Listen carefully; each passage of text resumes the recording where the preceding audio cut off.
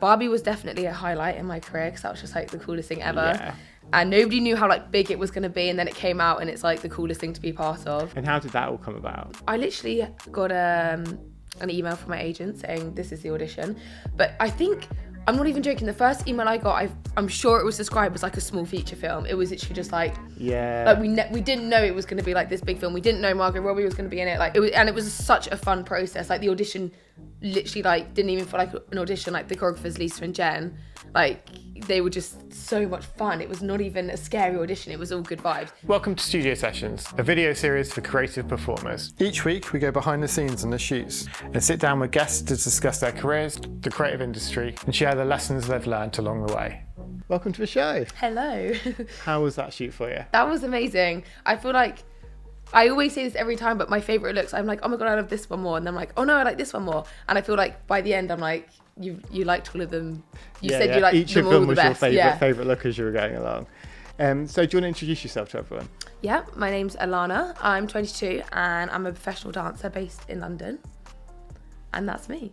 So kind of career-wise, what have kind of been your highlights so far? Like what kind of stuff have you done? More like definitely the commercial side. This is like my goals and what I'm working on, and like award shows like the EMA, stuff like that. Like I would love to do the Brits. Barbie was definitely a highlight in my career because that was just like the coolest thing ever. Yeah. And nobody knew how like big it was going to be, and then it came out and it's like the coolest thing to be part of. I feel like when like I first saw you post about that, and I was just like, holy fuck, she's just there. And then go and see the film and be like, I know her. No, literally. It was so sweet. And I look back and I feel like in the time I did think, oh my God, Lana, like you're on a film set. But when I actually think back to it, I'm like, did you actually realise you were in like one of the biggest films ever? I feel like we all felt like that. And then when you look back at it, you're just like, oh my God, it was such a big deal. Like it was literally crazy.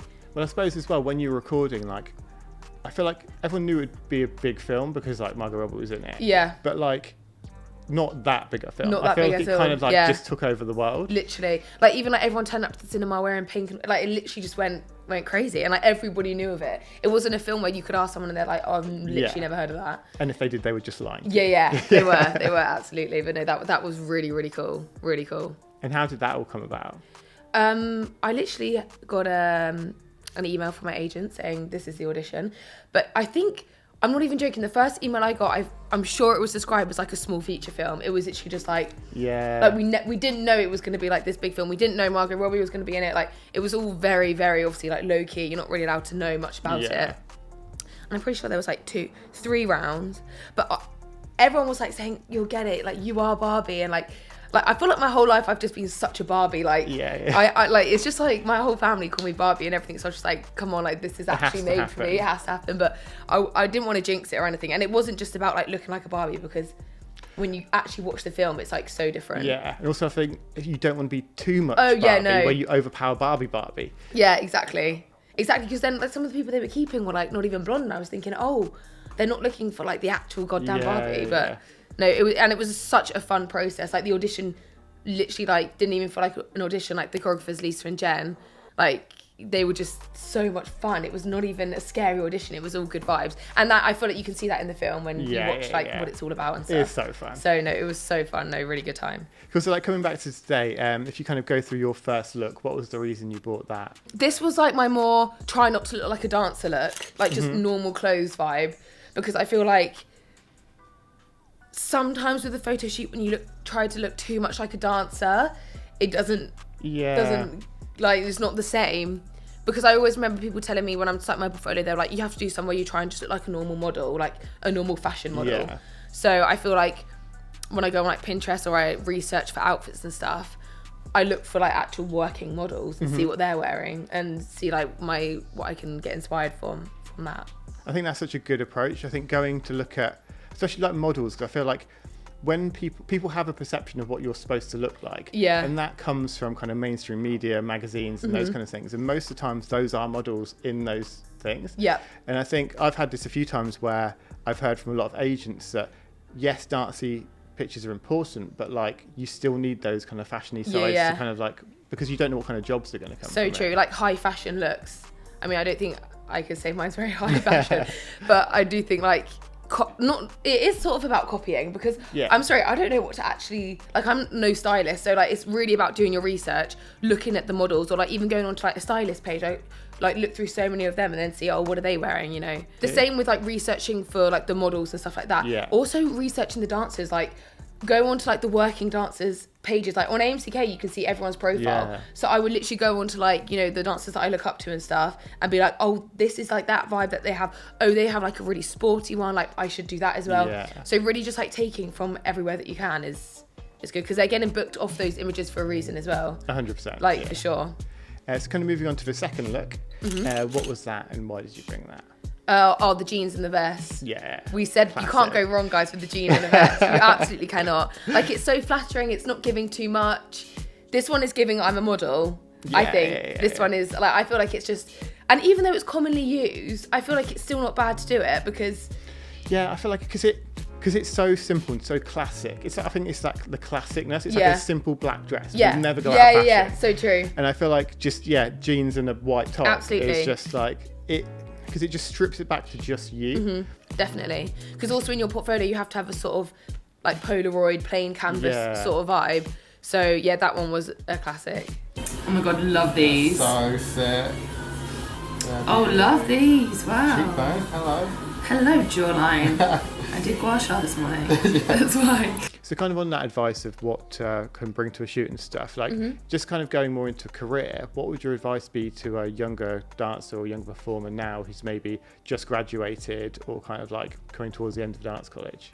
In regards to pictures or just life? In life and career. Life and career. Career more than just general life. Yeah, just like stay humble. No. I think that don't lose like the hunger, like don't lose the initial, like you have to put yourself out there. Even though I feel like a lot of graduates, I know it's like a scary thing to come into, but say if you're in that class and they say any 5 people, you have to jump at it. Like, and I feel like this is something that I graduated college 3 years ago and I still haven't lost. And I think a lot of people who are working haven't lost that hunger, because the second you sit back on it, the industry is too hard and it's too savage that like everyone is chomping at the bit. As soon as you sit back, it's like you've already lost half the battle. So like get, like, again, it's like very cliche, but like get to class, like get your face out there and don't hang about. I feel like even in my maybe like my last year of college, I had like my portfolio, I had my show reel done, so I was literally ready. Like there's no time to waste, because like as soon as you're out of college, it's like a time crunch. And also another thing, I say this to like everyone as well, that it's so hard emailing agents and not hearing back. And I feel like everyone has been in that boat. I was in that boat for like literally like 6 months to a year. But they think that if you just email them once and like they're like, but I've emailed them, and it's like there is like thousands of people in this industry emailing all these agents. So like you have to, obviously in a polite, like sensible way, you can't be like in their inbox every day, but just like be persistent and don't what's the word? Don't like lose hope in like a not cringy way. Like don't lose hope, because I always say you could get that email next week. Yeah. Like even like myself, like the industry is so like this. I could have months where I'm not working. I'm like, Alana, like no, you could get that one email tomorrow, and it happens. It's literally happened. Like where I've not worked for maybe 4 months, and then I've got like a random email in my inbox from like Jerry Reeve, and I'm like, this is it. It's come. So like really don't sit back on it, and really just don't lose hope. And I think with that, like what I always say to people is like try and get a no.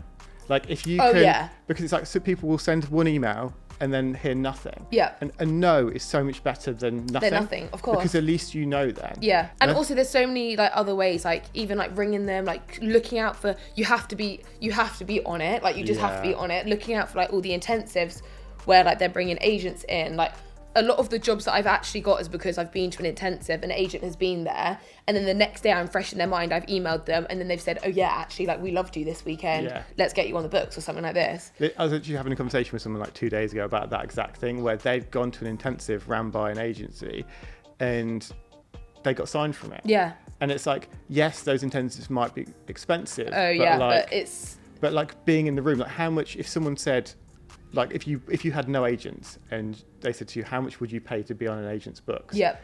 Like people would pay way more than what the intensive costs, for sure. Like show reels and portfolios, and all the things that cost money to get those agents. Like just try and put yourself in those rooms. I think being in front of the right people is everything as a business owner, as a freelancer. Like absolutely. You need to be in those rooms. Because it is like, I always say like probably 50% of the dance, your career is how good you are at dancing. Yeah. Then like the others is who you know, then like your look, then like if you're actually professional, if you're likable, like the actual dance ability itself in the grand scheme of things does not get you everywhere. Yeah. So you mentioned earlier about having, like, you might have a job and then there might be 4 months where you're not doing anything. How do you kind of stay positive during those periods, and how do you kind of make sure that you're not kind of losing hope?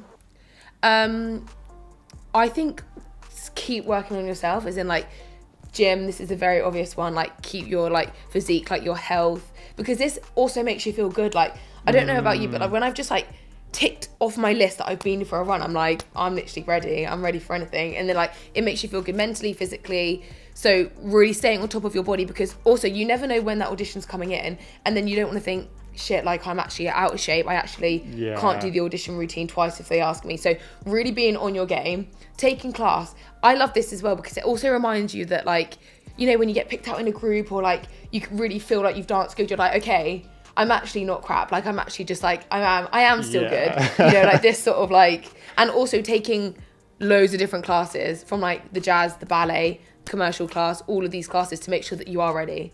Because the amount of times, like as a commercial dancer, I've been on a job and there's partner work in it, or like something really technical, so really just like making it, that time is like your grind time to make sure that when the job comes, you're ready. That's how I think of it. I'm like, this is just like the prep. The job's coming. I know it's coming. So like, I've then just got to... And how do you decide what classes to go to? Because obviously there's such a range. Do you kind of like look for things that you maybe don't feel as strong in, or do you just try and make sure you're hitting like a variety?